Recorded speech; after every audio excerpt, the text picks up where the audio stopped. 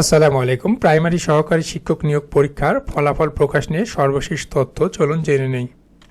সরকারি প্রাথমিক সহকারী শিক্ষক নিয়োগের লিখিত পরীক্ষার ফলাফল এখনও প্রকাশ হচ্ছে না, তবে ফল প্রকাশের কাজ কিন্তু চলমান রয়েছে বলে জানা গেছে। আগামী বৃহস্পতিবারের মধ্যে এই ফলাফল প্রকাশ হওয়ার সম্ভাবনা রয়েছে। মঙ্গলবার অর্থাৎ 20শে জানুয়ারি প্রাথমিক ও গণশিক্ষা মন্ত্রণালয়ের একাধিক সূত্র কিন্তু এই তথ্য জানিয়েছে। তাহলে কবে নাগাদ ফল প্রকাশের সম্ভাবনা রয়েছে জানতে চাইলে একাধিক কর্মকর্তা দৈনিক শিক্ষা.com-কে জানান, ফলাফল প্রকাশের কাজ এখনও শেষ হয়নি। এছাড়াও অনুমোদনের জন্য এখনও মন্ত্রণালয়ে কোনো ফাইল আসেনি। আমরা আশা করছি বৃহস্পতিবার নাগাদ ফল প্রকাশ করতে পারবো, তবে এটাও সম্ভাবনার কথা বলছি, তবে স্পেসিফিক ডেট কিন্তু এটাও নয়।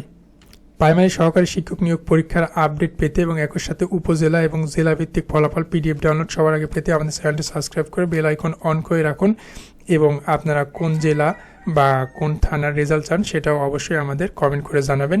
যারা ইতিমধ্যে জানাচ্ছেন তারা না জানালেও সমস্যা নেই। সকলের জন্য দোয়া রইল। আসসালামু আলাইকুম।